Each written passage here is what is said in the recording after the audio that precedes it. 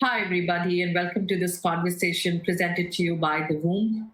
The Womb is India's first newspaper for women issues and all gender related issues.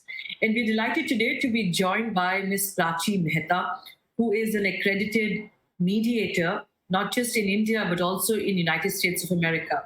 With excellent credentials to her name through and through. She's also had the opportunity to learn from and be certified by Harvard Law School on mediation. Now, let us try and understand in this conversation with Prachi what is mediation?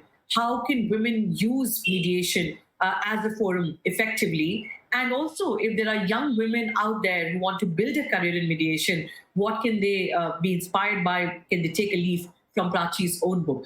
Prachi is a founder of TAG, the ADR Group, and also she's an entrepreneur in her own right. So we'll learn about all of these things in this conversation. Thank you so much, Prachi, for joining us. Thank you and welcome.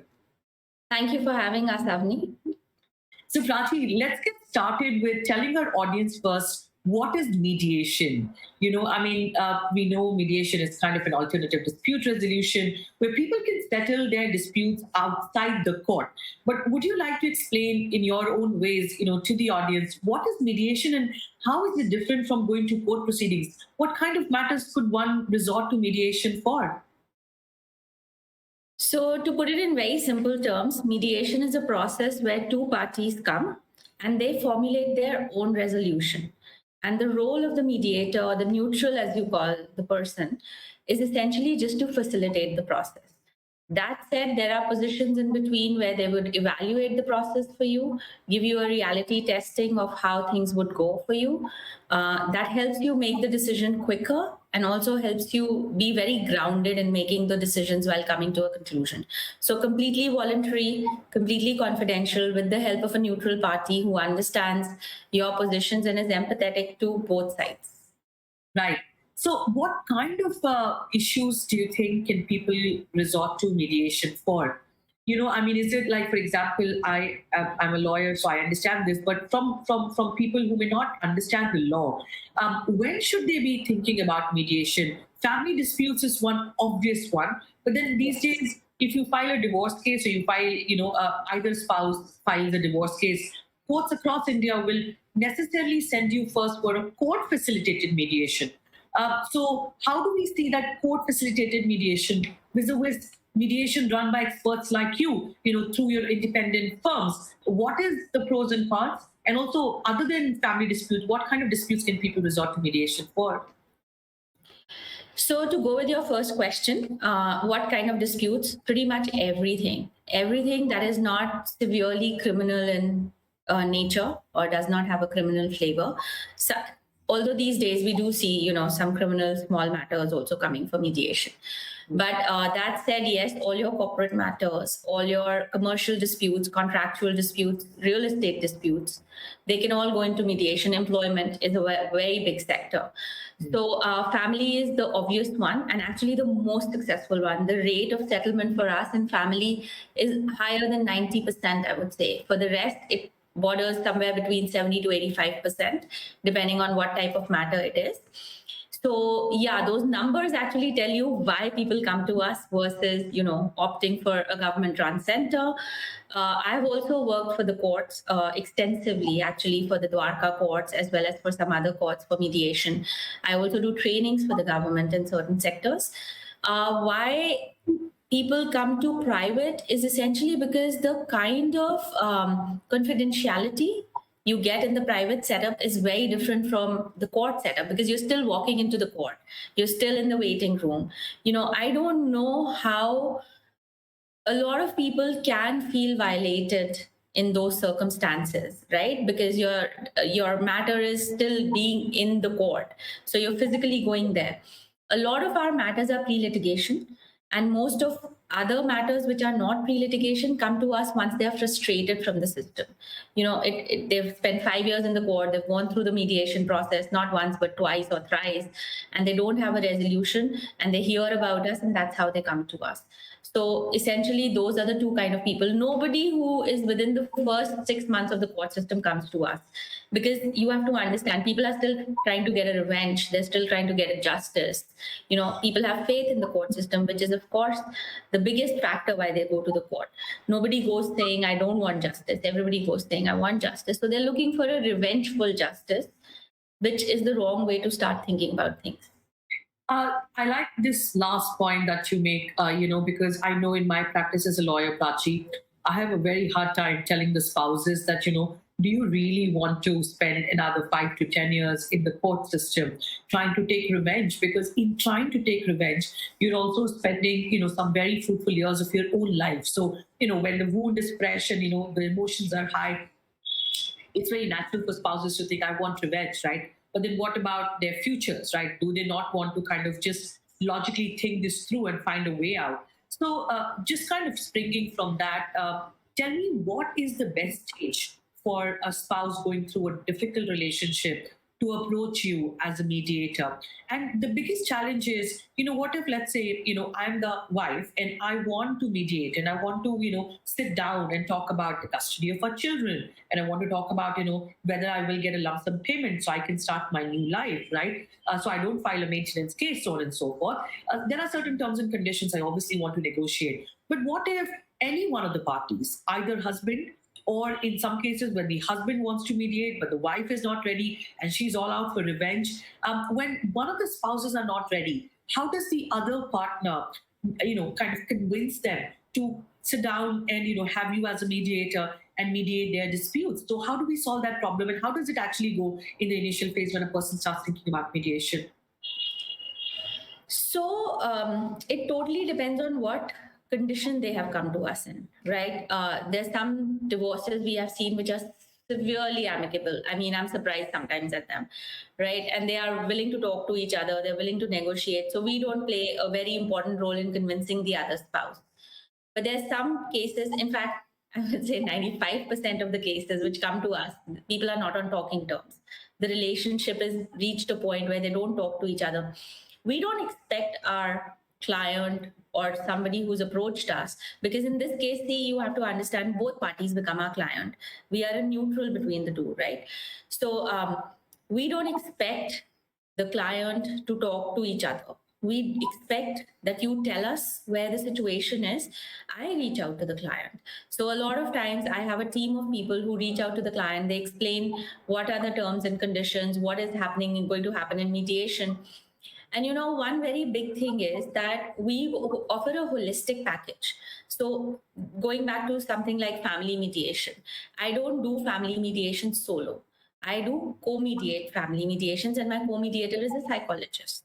I have 2 psychologists on my panel who are very renowned. So we're not going to leave you in a situation, where your emotions are still not sorted, but your financials are sorted, which is generally what we see coming out of the court system, unfortunately. So here, we take responsibility to convince the party to come and have one session, which we say, why don't you come and try it? If it works for you, great. If it doesn't work for you, the justice in the court is always there, right? So you'd be surprised to know that actually, again, in the 90s, people always, 90 percentiles, people always show up for the first conversation.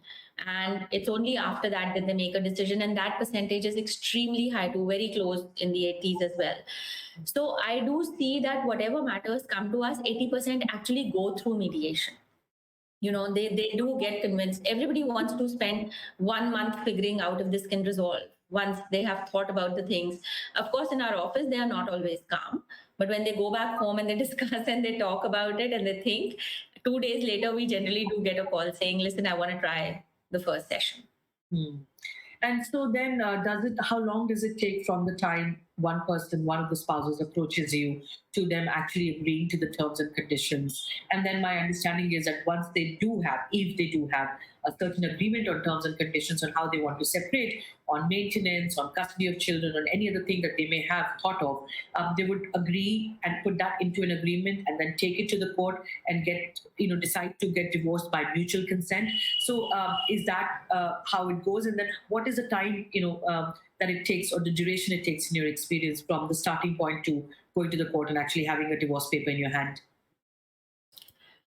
So I would honestly say that in India, so this is very different in US and India when I practice. So in India, it is directly proportional to how upset the parents of both sides are.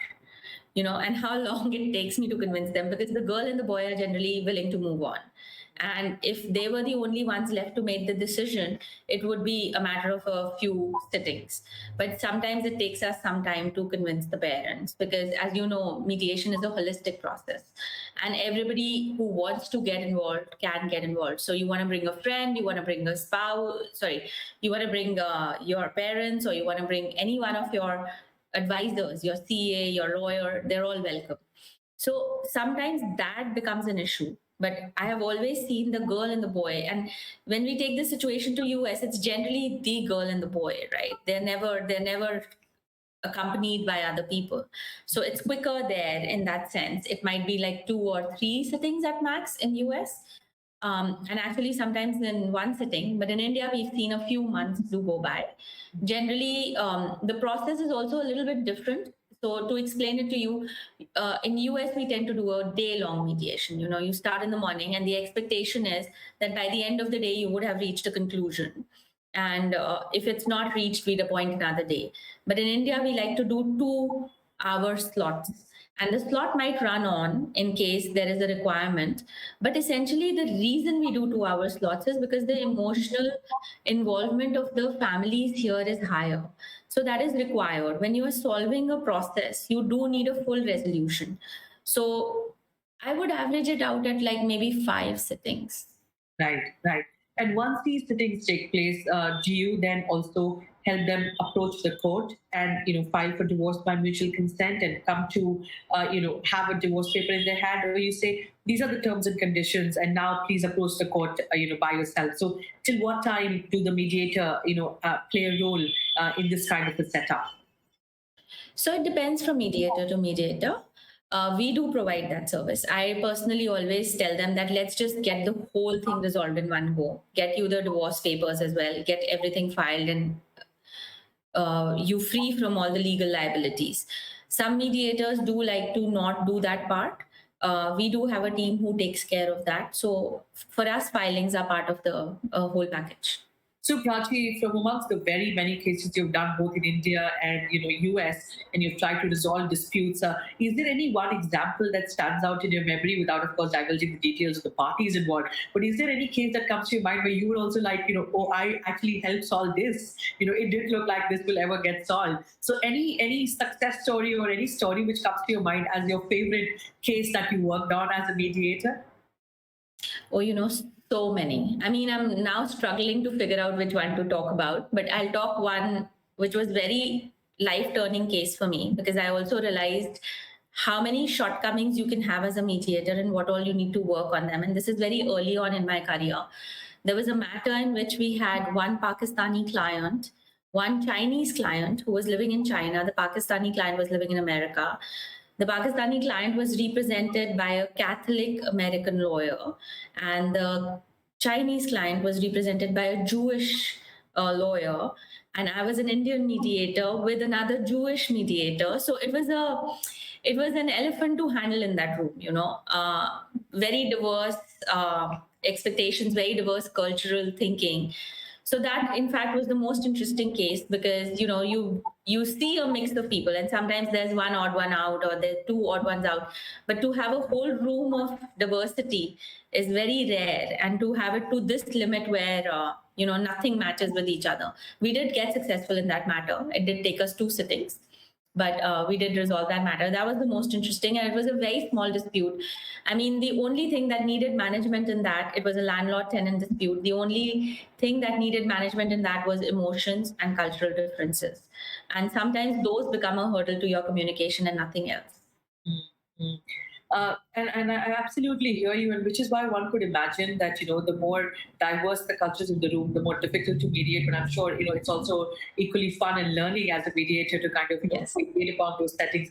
But just moving away from the family disputes and talking about disputes which involve big companies, right? And the reason big companies, or even startups for that matter, might want to resort to mediation as a way of resolving dispute when one arises is because it just takes too much time, unfortunately, in the Indian court system, and not that the Indian court system is anyway less expensive. So you would rather have, as an expert, a mediator, somebody who can try and resolve the disputes. And just for the audience, there's a thin line legal difference between mediation and arbitration. And arbitration is legally binding, but mediation is relatively softer. So you as party still has an option. If two parties are sitting and mediation fails, it fails. But it could be your first opportunity to explore that things could still be solved amicably without wasting years in the court system. So especially for young entrepreneurs, Prachi, and female entrepreneurs who are setting up their own businesses, who may not be aware of the law as much, if a legal issue arises, if a dispute arises, and one party is threatening another to go to the court system,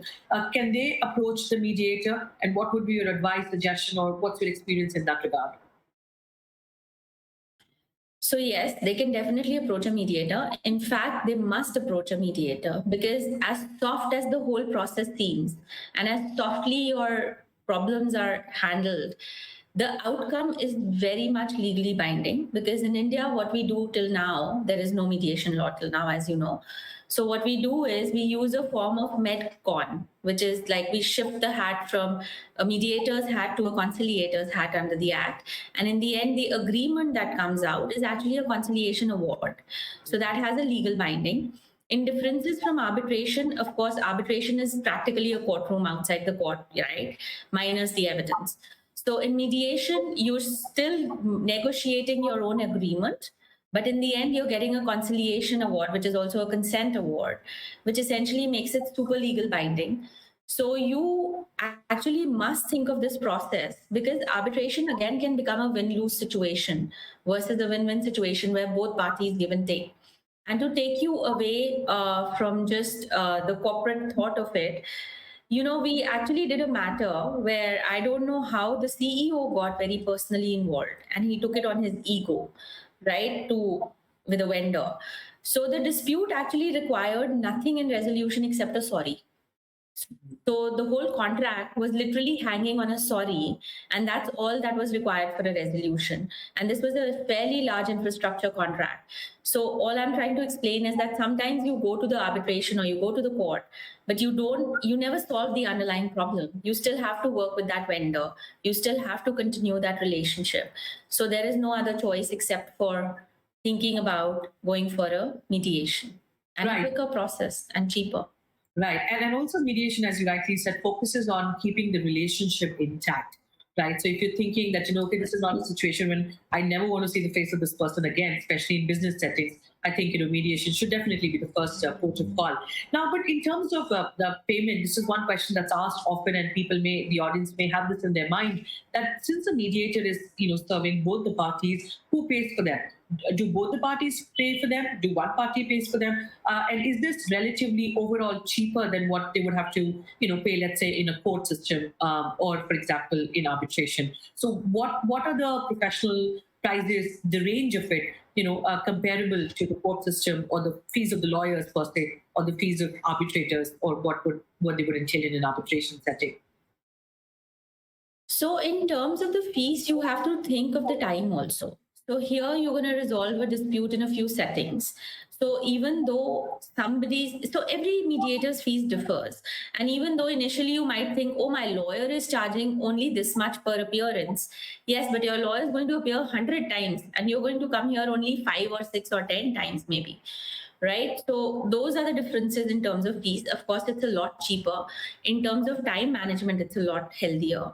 And in terms of your mental sanity overall, not having to deal with the continuing problem, it's much better. How do people go about it is totally their own liking. We prefer the parties to split the fee, essentially because the neutrality is sort of maintained with that. But if one party feels that they can't pay and the other one, but they still want to go for mediation, and the other says, hey, you know what, I'm going to chip in the fee, I do want to go through this process, then we are okay with that and we get a waiver for the payment of the fee. So there is no fixed rules around it. We've done 1/3, 1/4. We've gone like every possible way, whatever is comfortable for the parties.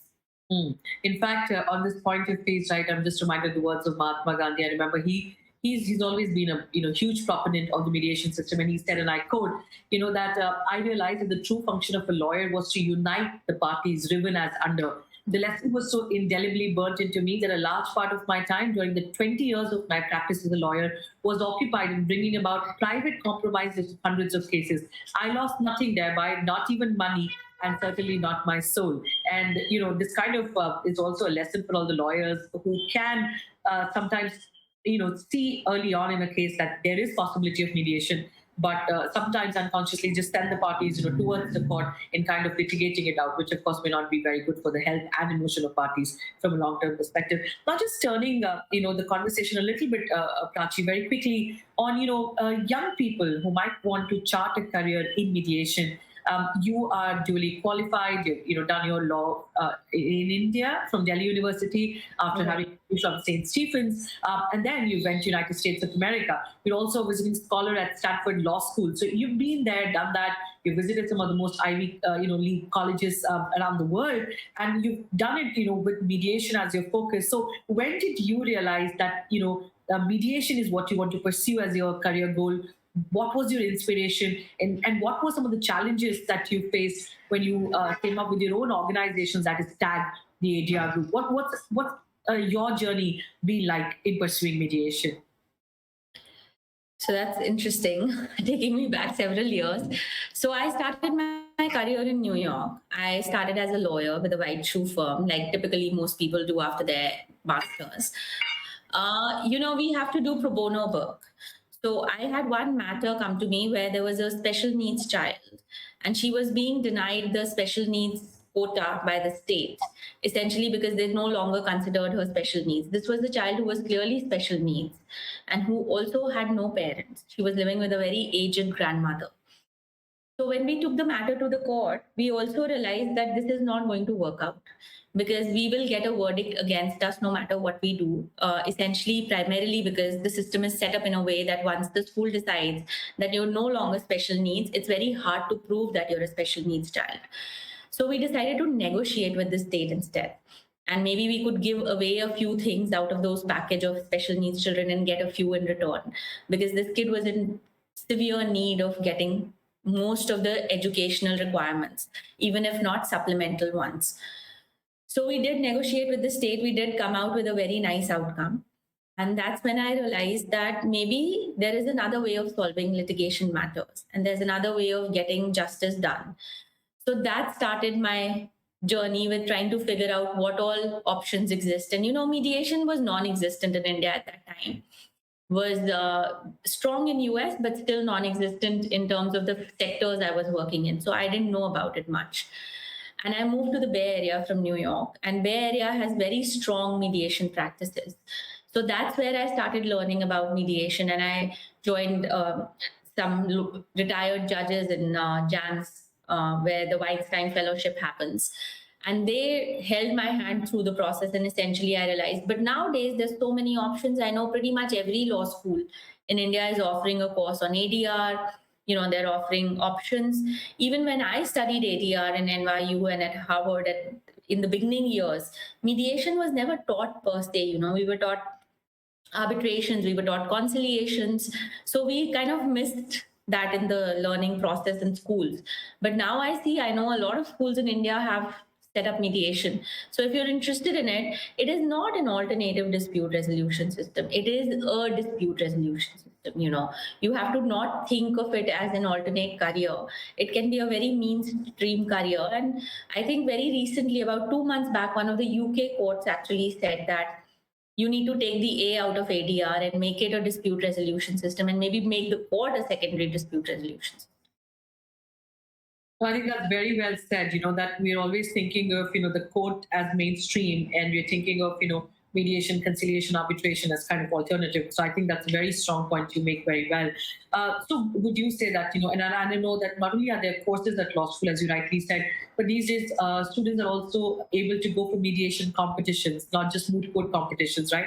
They're also able to practice it and kind of gain a practical experience. So when you started TAG, the ADR Group, as your own venture to support mediation, what were some of the challenges that you faced as an entrepreneur building a practice in mediation?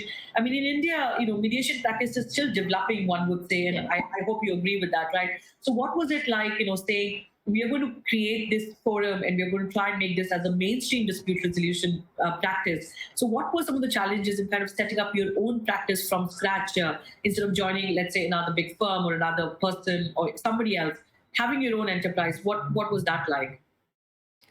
So it's super interesting. I think the main move for me from US to India was primarily because India is still developing a lot of laws around mediation, and it's exciting space to be because you are part of the change.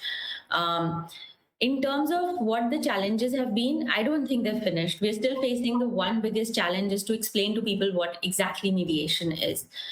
And believe you me, most of the times they are shocked as to there exists a process which is so seamless and so easy to go through compared to the judicial system. That said, it's literally, I have people who are lawyers who still get confused between meditation and mediation. So, our journey is still advanced and still very young in many ways. So we have people we are still explaining a difference of meditation and mediation to. And we have people who walk into our office and say, hey, can you get me a mediation resolution? So we have all sorts of clients. And yes, that makes it a little more tough, but it also makes it very interesting. But I'm sure being a mediator must have also helped you in your meditation because it requires a certain peace and calm of mind, ability to see perspectives. But do you have a spiritual practice? I'm curious. And do you think that there may be some relation between meditation and mediation? Do you see that a person may want to explore two things together? Because my understanding is, and this is one thing that has affected me, Prachi, is that when you're practicing in court, as an idealist student, when you start litigation, you think, everything is rosy. But, the moment you start arguing in courts, somebody like me who does energy work, I feel like sometimes it gets a tad bit too negative because it's always about dominating other people's energies, right?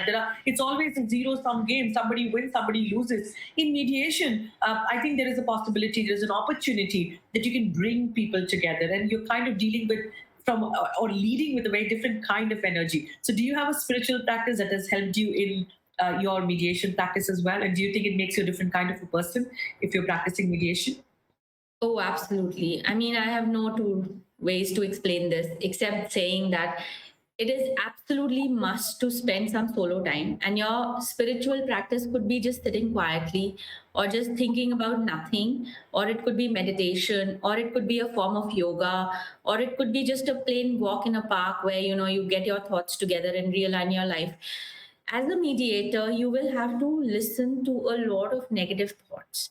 In the courtroom, a lot of negative thoughts revolve around the cases, right? In terms of the legal aspects. Here, you will also dwell into the emotional aspects. So, at the end of the day, it's very easy for them to affect you. And you have to have a system of getting your thoughts back together. I have a mediator friend in Slovenia who actually goes for a swim every day because her way of getting over these thoughts is just to swim. So you can have your own system. Your spirituality could be a swimming session, or it could be a meditation session, or it could just be a walk or a talk, whatever works for you, but you have to build one, whether you're a lawyer or whether you're a mediator. Absolutely. I'm 100% in agreement with you there. So I think this has been very fascinating. And then finally, if somebody wants to reach out to you, work with you, or, just kind of benefit from experience or contribute to the tag group or to mediation practice, what do you suggest is the best way for people to reach out to you? Everybody who's going to be watching this interview, what's your suggestion to them? What's your last message to them? And can they reach out to you? And if so, how? Please do share. Absolutely. You can apply for internships. We are always looking for experienced mediators or new mediators who can shadow also. We are growing our organization every day. They can write to us at contact@theadrgroup.in. Or they can email us at prachi@theadrgroup.in. I'd be happy to respond personally as and when I get time. We do have lots of interns coming in and out, and that makes the practice more interesting. New ideas, younger people. We've also reached an age where I think I'm a little bit older than most of the divorce matters I'm looking at. So it's nice to have a young perspective, and sometimes it helps to have a guy's perspective in the room. Because obviously, as much as you're helping women, you're also helping the men. So the process is very neutral. And sometimes, we are all laced with implicit biases, with our gender, with our colors, with our ethnicities, with our religion. So having interns around is such a positive experience of energy. So if anybody is interested, we'd be delighted to look at the resumes. Super, super. Thank you, Prachi, so much. And if you're tuned into this conversation, you will realize that, mediation is a world which is way and above and beyond the binaries. Looking at the world through the lens of black and white, win or loss, men and women. What mediators are doing, according to me, they're angel fairies, without kind of stereotypically painting them as one. But I do think that, they're people, they're positive, who are really about solving the problem and not kind of, fixing faults, but just trying to understand not just the legal issues, but the underlying emotional issues and making sure that we create what we call a win-win situation. And which is why mediation is just such a fantastic platform, not just as a career avenue, but once you start practicing it, to actually help people and make a difference in people's life. Do tell us in the comment box, how did you like this conversation? And do, search about the TAG group, TAG, the ADR group, and do try and follow Prachi's work on all social media platforms. I think, she's doing incredible. And we wish you all the very best, Prachi, for all your future endeavors. Thank you so much for taking out so much time and speaking to the room. Thank you. Thank you. Thank you for having me. All right. Bye.